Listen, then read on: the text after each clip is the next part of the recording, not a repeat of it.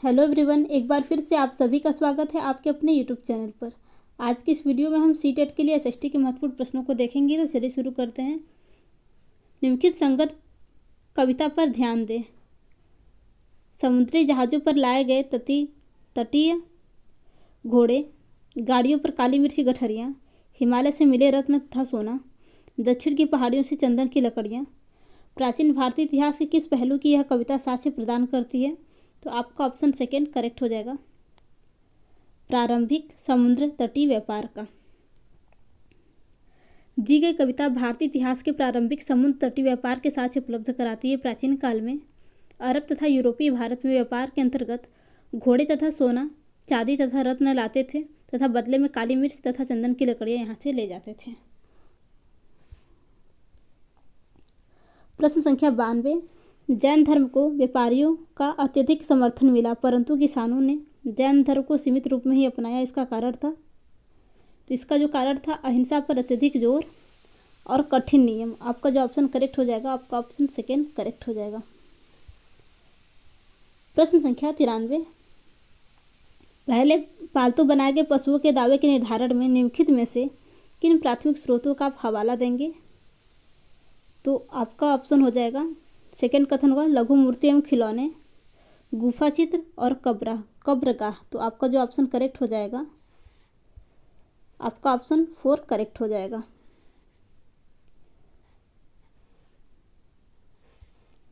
प्रश्न संख्या 94।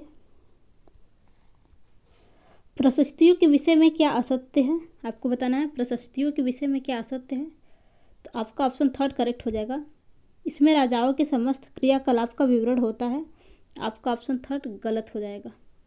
आपका ऑप्शन थर्ड जो कि गलत है, तो आपका ऑप्शन थर्ड करेक्ट हो जाएगा।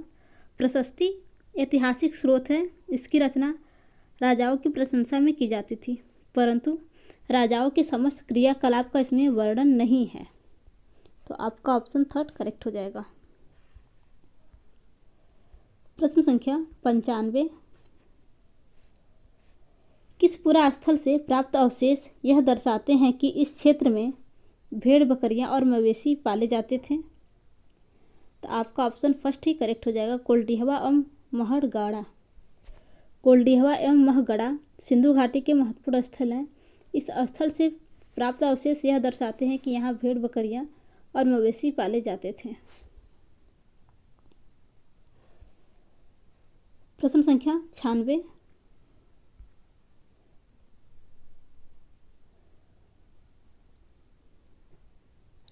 निम्नलिखित सूचियों को सुमेलित कीजिए। चलिए देखते हैं। गुर्जर प्रतिहार, तो इसका जो आपका हो जाएगा गुजरात और राजस्थान। राष्ट्रकूट, तो राष्ट्रकूट का आपका हो जाएगा पश्चिमी दक्कन। पाल, तो पाल का आपका हो जाएगा बंगाल। और चोल, तो चोल का आपका हो जाएगा तमिलनाडु। तो आपका जो ऑप्शन करेक्ट हो जाएगा वो आपका ऑप्शन थर्ड है। आपका ऑप्शन थर्ड करेक्ट हो जाएगा। गुर्जर प्रतिहार वंश का संबंध गुजरात और राजस्थान से था। राष्ट्रकूट वंश का संबंध पश्चिमी दक्कन से था। पाल वंश का संबंध बंगाल से था तथा चोल वंश का संबंध तमिलनाडु से था। प्रश्न संख्या 97। अकबर के दोस्त और सलाहकार अबुल फजल ने उसकी विचार को गढ़ने में मदद की, जिसके द्वारा वह विभिन्न धर्मों, संस्कृतियों और जातियों से बने समाज पर राज्य कर सका। तो जो आपका जो ऑप्शन करेक्ट हो जाएगा, आपका ऑप्शन 4 करेक्ट हो जाएगा, सुलह ए कुल। अकबर के दरबार को सुशोभित करने वाले रत्नों में से एक अकबर का दोस्त एवं सलाहकार अबुल फजल था। वह दिन ए इलाही धर्म का मुख्य पुरोहित था। इसने अकबर की सुलह ए कुल के विचार को गढ़ने में मदद की, जिसके द्वारा अकबर विभिन्न धर्मों के समाज पर राज कर सका। प्रश्न संख्या 98। निम्नलिखित में से कौन सा भारतीय धर्मनिरपेक्षता के सिद्धांत पर लागू होता है? निम्नलिखित में से कौन सा भारतीय धर्मनिरपेक्षता के सिद्धांत पर लागू होता है? तो आपका ऑप्शन सेकेंड करेक्ट हो जाएगा, राज्य धार्मिक मामलों में हस्तक्षेप कर सकता है। प्रश्न संख्या 99।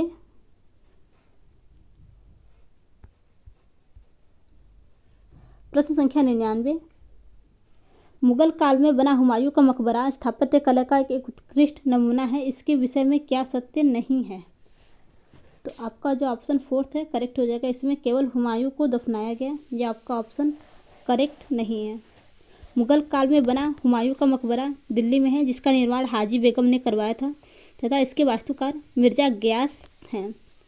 संगमरमर से निर्मित इस मकबरे में हुमायूं के अलावा और कई राजसी लोगों के कब्र हैं। प्रश्न संख्या 100। तालीकोटा का युद्ध किस नाम से जाना जाता है? तो आपका जो ऑप्शन फर्स्ट है करेक्ट हो जाएगा, राक्षसी तंगड़ी का युद्ध। बात करें तालीकोटा का युद्ध, तो तालीकोटा का युद्ध 23 जनवरी 1565 को 23 जनवरी 1565 को दक्कन के सल्तनत एवं विजयनगर साम्राज्य के मध्य लड़ा गया। इस युद्ध को राक्षसी तांगड़ी युद्ध के नाम से भी जाना जाता है। इस युद्ध में विजयनगर साम्राज्य की पराजय हुई। प्रश्न संख्या 101। अंग्रेजों द्वारा भारत में अपनाई गई भू राजस्व नीति के संदर्भ में कौन सा कथन सत्य नहीं है? अंग्रेजों द्वारा भारत में अपनाई गई भू राजस्व नीति के संदर्भ में कौन सा कथन सत्य नहीं है? तो आपका ऑप्शन फर्स्ट ही करेक्ट हो जाएगा। अंग्रेजों द्वारा अपनाई गई भू राजस्व नीतियाँ प्राचीन भारत में प्रचलित नीतियों का संशोधित रूप थी। आपका ये ऑप्शन करेक्ट नहीं है, तो आपका ऑप्शन फर्स्ट करेक्ट हो जाएगा। प्रश्न संख्या 102।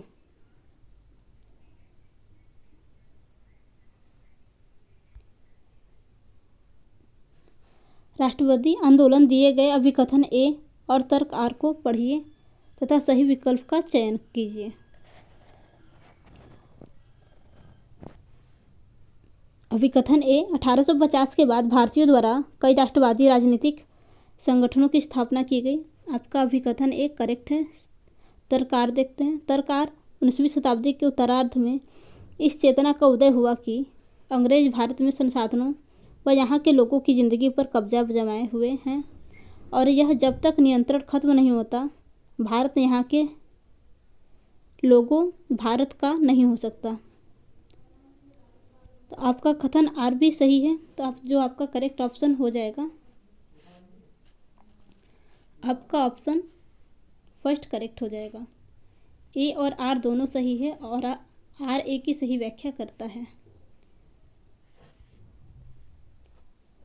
प्रश्न संख्या 103।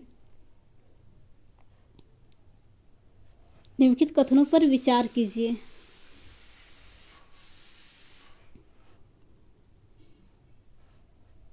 पंजाब में युवा क्रांतिकारी के प्रतीक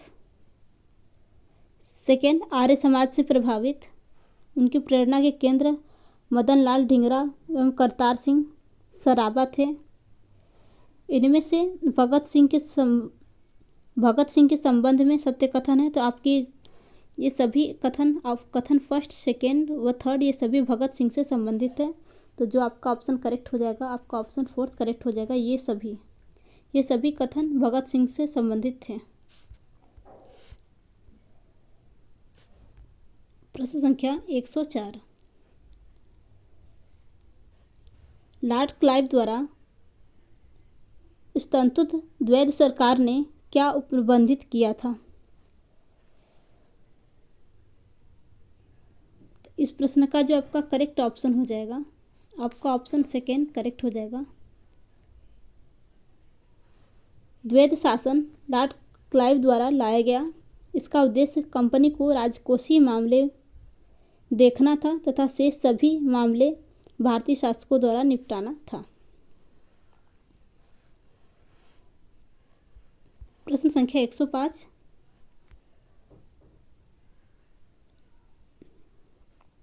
सन 1946 में बनी अंतरिम सरकार में डॉक्टर राजेंद्र प्रसाद के पास विभाग था खाद्य एवं कृषि।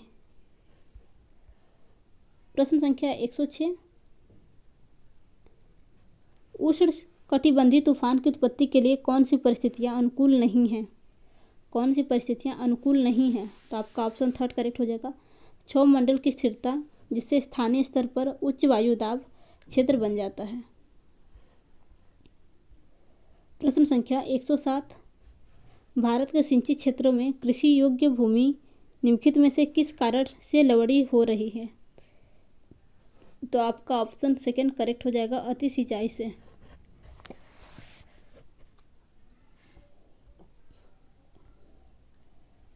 प्रश्न संख्या 108,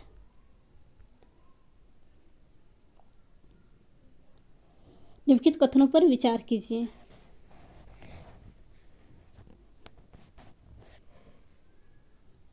संघ में प्रवेश लेने वाली स्त्री पुरुषों का जीवन काफ़ी विकसित व सुविधाजनक था। आपको बताना है उपरोक्त कथनों में से कौन सा कथन गलत है। तो आपका कथन फर्स्ट तो गलत दिख रहा है। आगे बढ़ते हैं। कथन सेकेंड, संघ में रहने वाले स्त्री व पुरुषों को भिक्षु व भिक्षुणी कहा जाता था। ये करेक्ट है। संघ की सभा में होने वाला प्रस्ताव के पाठ को अनुशासन कहते थे। आपका कथन थर्ड भी करेक्ट है। प्रवेश लेने वाली स्त्री को अपने पति से इजाज़त लेनी होती थी। आपका ऑप्शन फोर्थ भी करेक्ट है। इसमें पूछा था कौन सा कथन गलत है, तो आपका ऑप्शन फर्स्ट करेक्ट हो जाएगा। कथन फर्स्ट गलत है।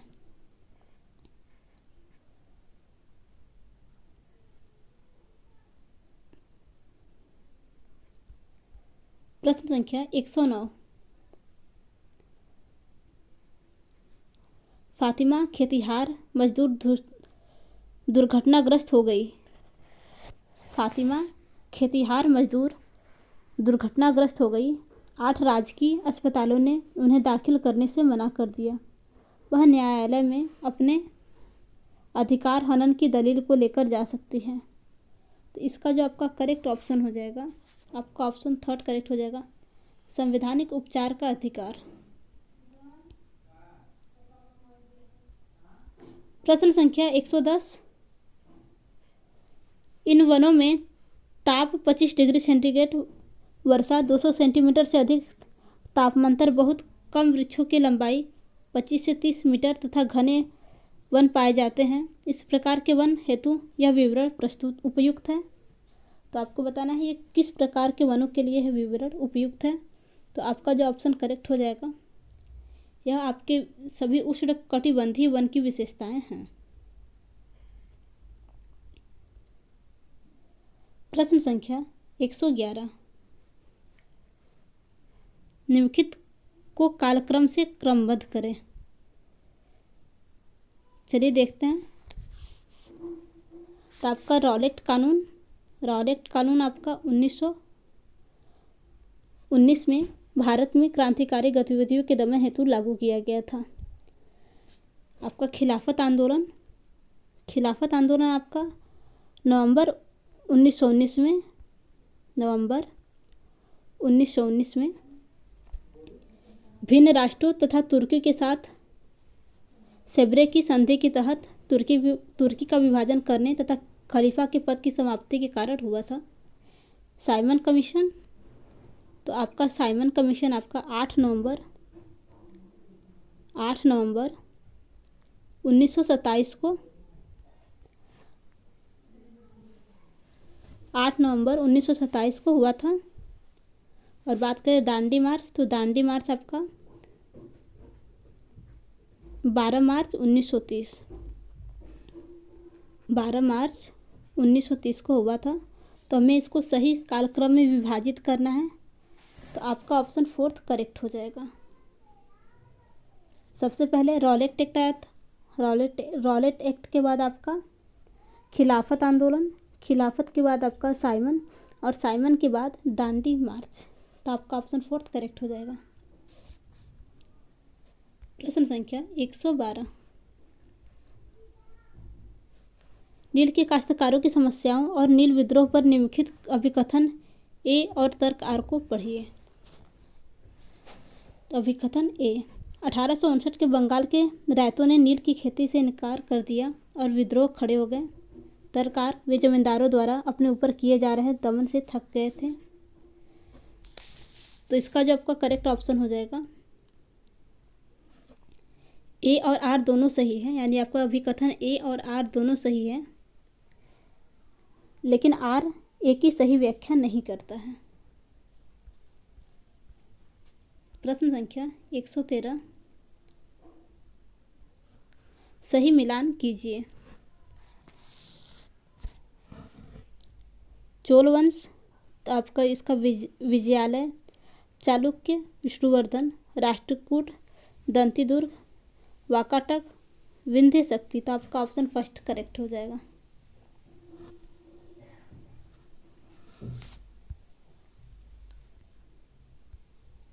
प्रश्न संख्या 114, किस अनुच्छेद के अंतर्गत सर्वोच्च न्यायालय ने पश्चिम बंगाल सरकार के आदेश किस अनुच्छेद के अंतर्गत सर्वोच्च न्यायालय ने पश्चिम बंगाल सरकार को आदेश दिया कि हाकिम शेख को स्वास्थ्य अधिकार के अंतर्गत मुआवजा दें? तो आपका जो ऑप्शन करेक्ट हो जाएगा, आपका ऑप्शन सेकेंड करेक्ट हो जाएगा, अनुच्छेद 21।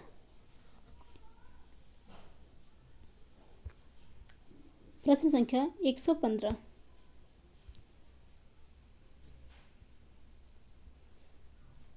संसद अपनी संवैधानिक शक्ति के द्वारा और अनुच्छेद में आपको बताना है किस अनुच्छेद में वर्णित प्रक्रिया के अनुसार संविधान में नए उपबंध कर सकती है, पहले से विद्यमान उपबंधों में बदल या हटा सकती है। तो इसका जो आपका करेक्ट ऑप्शन हो जाएगा, आपका ऑप्शन फर्स्ट 368, अनुच्छेद 368। संसद को अपने बनाए गए कानून में संशोधन करने की शक्ति प्राप्त है, उसे हटाने एवं बदलने की भी शक्ति है। यह अधिकार संसद के अनुच्छेद 368 में है। प्रश्न संख्या 116, कृषि के प्रकार का सुमेलन कीजिए उन क्षेत्रों के साथ जहां वे मुख्य रूप से की जाती हैं।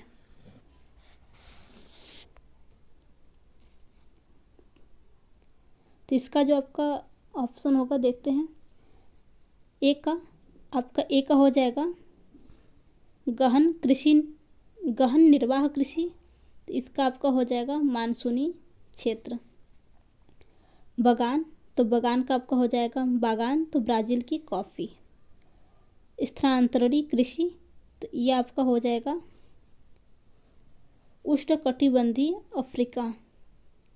वाणिज्यिक अनाज, तो आपका इसका हो जाएगा शीतोष्ण घास स्थल, तो आपका ऑप्शन सेकेंड करेक्ट हो जाएगा। प्रश्न संख्या 117,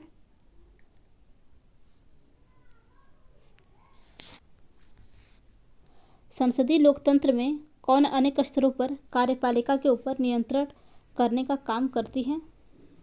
तो आपका ऑप्शन फोर्थ करेक्ट हो जाएगा, विधायिका।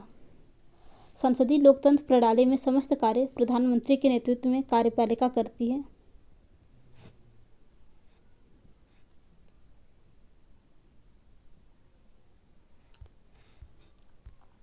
प्रश्न संख्या 118,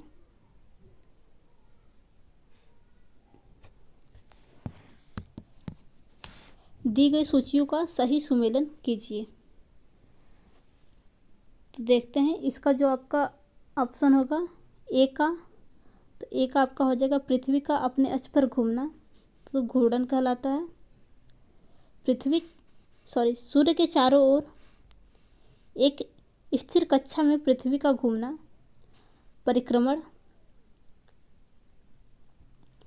ग्लोब पर दिन व रात का विभाजन, तो इसका जो आपका हो जाएगा प्रदीप्त वृत्त, पृथ्वी पर बराबर दिन और रात होने का समय, तो ये आपका हो जाएगा विषुव, तो आपका ऑप्शन सेकेंड करेक्ट हो जाएगा। प्रश्न संख्या 119,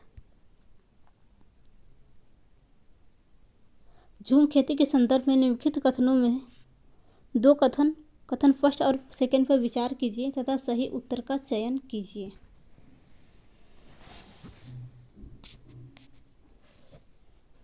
झूम खेती खतिहरों को बचाने तथा अंग्रेजों का प्रयास बहुत सफल था, तो आपका कथन फर्स्ट गलत है।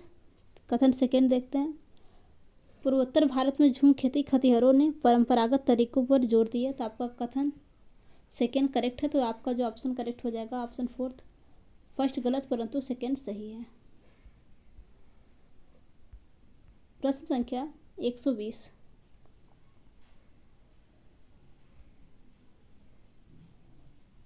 ज्वार भाटा के संबंध में कौन सा कथन सही है? आपको बताना है ज्वार भाटा के संबंध में कौन सा कथन सही है। तो आपका ऑप्शन सेकेंड करेक्ट हो जाएगा।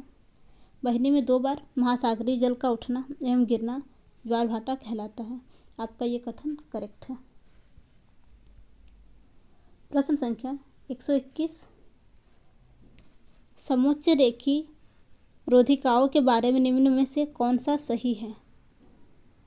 तो आपका जो ऑप्शन करेक्ट हो जाएगा, आपका ऑप्शन सेकेंड करेक्ट हो जाएगा। तीव्र ढालों पर सपाट सतह बनाई जाती है ताकि मृदा अपरदन कम हो। प्रश्न संख्या 122, बुनकरों को अंतर्राष्ट्रीय बाजार में उचित मूल्य मिलता है। आपका ऑप्शन फोर्थ करेक्ट हो जाएगा। प्रश्न संख्या 123, चालुक्य राजवंश के दरबारी कवि रवि कीर्तन द्वारा रचित प्रशस्ति से पता चलता है कि पुलकेशिन द्वितीय ने पूर्व तथा पश्चिम दोनों समुद्र तटीय इलाकों में अपना अभियान चलाया तथा हर्ष को आगे बढ़ने से रोका। रवि कीर्ति किस चालुक्य राजा के दरबारी कवि थे? तो आपका ऑप्शन फर्स्ट करेक्ट हो जाएगा, पुलकेशिन द्वितीय के। प्रश्न संख्या 124, पर्यावरण अपकर्षण निम्न में से कौन सा कथन सही व्याख्या करता है? पर्यावरण अपकर्षण निम्न में से कौन सा कथन सही व्याख्या करता है? तो आपका ऑप्शन फर्स्ट ही करेक्ट हो जाएगा, पर्यावरण के मौलिक स्वरूप का कुछ अंश तथा पूर्ण रूप से नष्ट हो जाना। प्रश्न संख्या 125, मालवा के परमाणु के विषय में कौन सा कथन असत्य है? तो आपका ऑप्शन फोर्थ करेक्ट हो जाएगा, परमाणु के समय इनके साम्राज्य का राजनीतिक एवं सांस्कृतिक दोनों दृष्टियों से पतन हुआ। प्रश्न संख्या 126, पृथ्वीराज चौहान तृतीय एक प्रसिद्ध राजा जिन्हें कथाओं में राय पिथौरा के उपनाम की संज्ञा दी गई, किस राजपूत वंश से संबंधित हैं? तो आपका ऑप्शन थर्ड करेक्ट हो जाएगा, चौहान वंश से।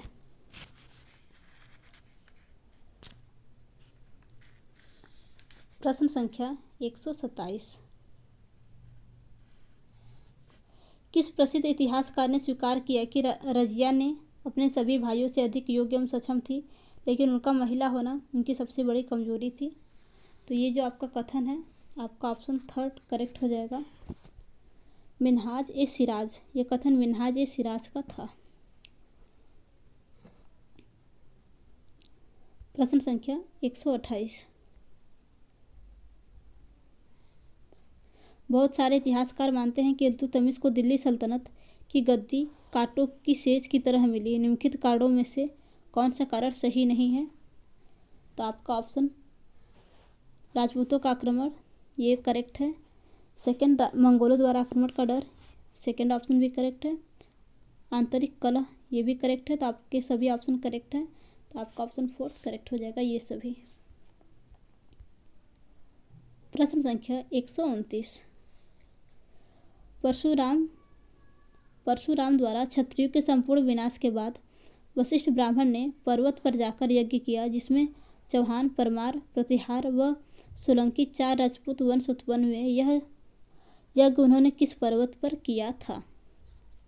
तो इसका जो आपका करेक्ट ऑप्शन हो जाएगा, माउंट आबू पर्वत। प्रश्न संख्या 130, सही मिलान कीजिए। ए अनंत वर्मन, तो आपका इसका हो जाएगा जगन्नाथ मंदिर का निर्माण पुरी भुवनेश्वर उड़ीसा में करवाया गया था। तो आपका हो जाएगा, एक मिनट, आपका करेक्ट हो जाएगा पुरी। अनंत वर्मन जो कि पुरी जगन्नाथ। जगन्नाथ मंदिर उड़ीसा के भुवनेश्वर शहर में स्थित है, तो आपका जगन्नाथ उड़ीसा करेक्ट हो जाएगा। महादेवपुरम, तो महादेवपुरम का आपका हो जाएगा, महादेवपुरम केरल में है। महादेवपुरम भगवान शिव को समर्पित मंदिर केरल राज्य में स्थित है। लीला तिलकम, तो लीला तिलकम भी आपका केरल में है। तो आपका जो ऑप्शन करेक्ट हो जाएगा, आपका ऑप्शन 4 करेक्ट हो जाएगा।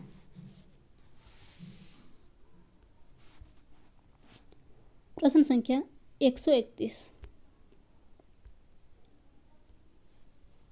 भारत में थियोसॉफिकल सोसाइटी की स्थापना किसने की?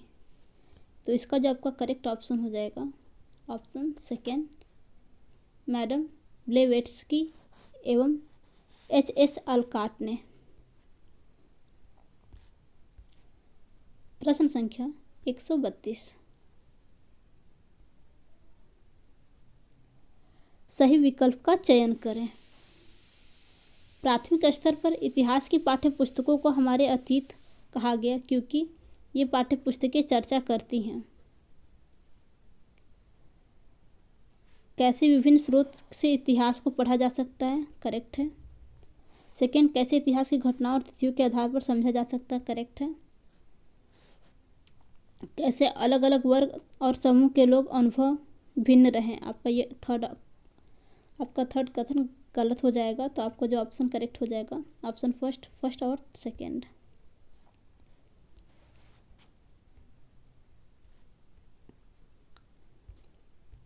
प्रश्न संख्या 133। प्रारंभिक स्तर के विद्यार्थी जो ग्रामीण क्षेत्र में रहते थे के द्वारा निम्नलिखित विषयों में से क्षेत्र सर्वेक्षण के प्रयोग से हल किए जा सकता है। तो इसका जो आपका करेक्ट ऑप्शन हो जाएगा, ऑप्शन सेकेंड, चेर, चोल एवं पांड्य राजाओं का जीवन।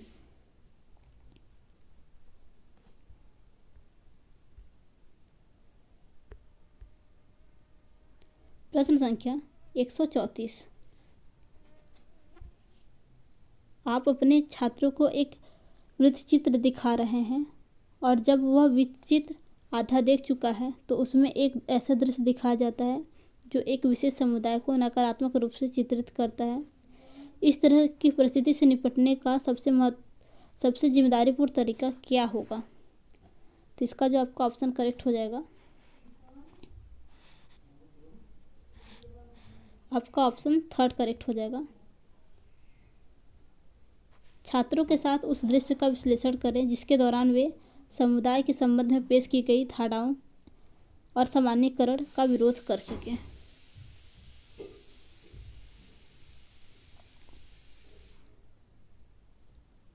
प्रश्न संख्या 135। श्री कमल अपने छात्रों को सामाजिक विज्ञान की अवधारणा समझाना चाहते हैं। निम्नलिखित में से कौन सा उदाहरण सबसे कम प्रासंगिक है? आपको बताना है कौन सा उदाहरण सबसे कम प्रासंगिक है। तो आपका ऑप्शन सेकेंड करेक्ट हो जाएगा, कन्या भ्रूण हत्या पर पर्चा वितरण।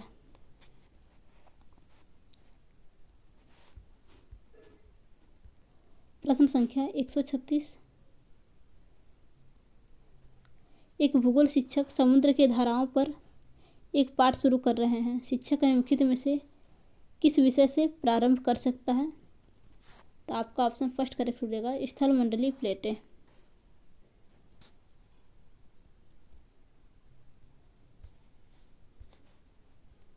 प्रश्न संख्या 137।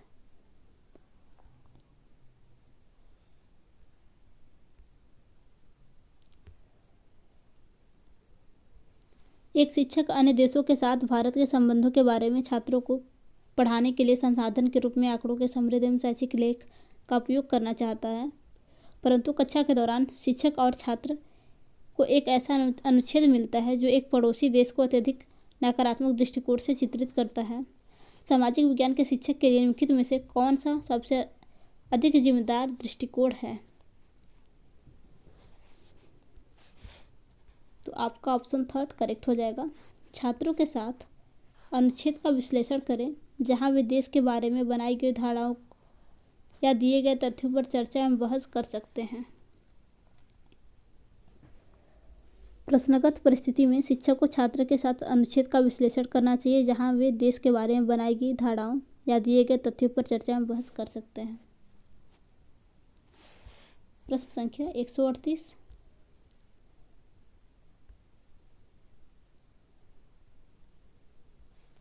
माल के अध्ययन यात्रा के बाद अर्थशास्त्र की शिक्षिका सुश्री राबिया ने अपने कक्षा 8 के 3 छात्राओं को कहते हुए सुना। छात्र फर्स्ट, माल सार्वजनिक सुविधाएं हैं, आखिर सभी को उनमें प्रवेश करने की अनुमति है। छात्र सेकेंड, नहीं, माल निजी कंपनी द्वारा चलाए जाते हैं, वे उनसे लाभ कमाते हैं। छात्र थर्ड, यह सच है, लेकिन यदि वे लाभदायक हैं तो सरकार उन्हें क्यों नहीं चलाती। अवधारणात्मक स्पष्टता के आधार पर छात्रों को बढ़ते हुए क्रम में व्यवस्थित करने में शिक्षिका की सहायता करें। तो इसका आपका जो करेक्ट ऑप्शन हो जाएगा ऑप्शन 4।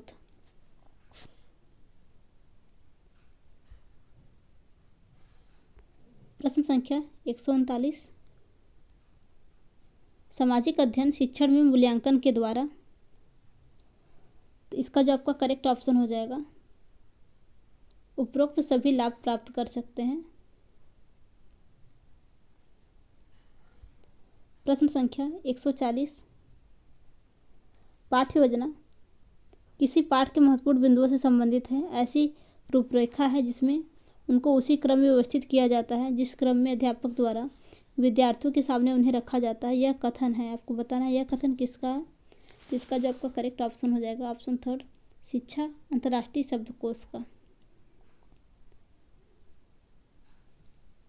तो फ्रेंड्स, अगर आपको आज की वीडियो अच्छी लगी हो तो वीडियो को लाइक तथा चैनल को सब्सक्राइब करना न भूलिएगा।